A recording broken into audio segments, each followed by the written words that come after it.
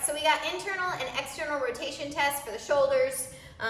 You're gonna lie back down onto your back. And then I'm gonna start first with my elbows off to the side, so right in line with my shoulder. And then I just wanna let my hands come down. So in theory, you should be able to get your wrist and your elbow in line on the floor. This is the place that I start. And then from there, I kind of slide my shoulder blades down my back. I drop my ribs to keep a neutral spine. This is gonna be that external rotation that we start in to find internal rotation. So I take in a big deep breath in, and then exhale, I wanna keep my shoulder blades down, keep my elbows down, and I'm just gonna bring my hands forward and then down, trying to get my hands to touch the floor.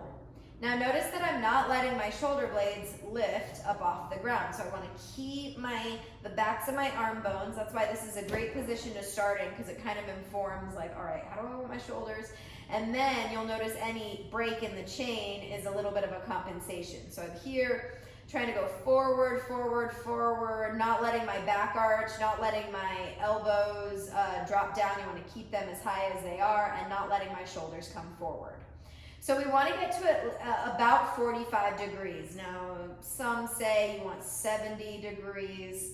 It's hard to get to, especially with all the forward flexion in our lives. But if we can get to at least 45 degrees, then we know that we got, that it's within normal range.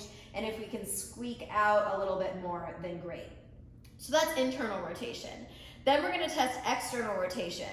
And while this is external rotation, you can tell a lot by this, especially if hands still can't get to the ground. You'll notice that there's so much tightness that even when the shoulders are kind of winged out, they still can't get the external rotation. But let's just say that that was great. And then now we're gonna test external rotation on a closer range.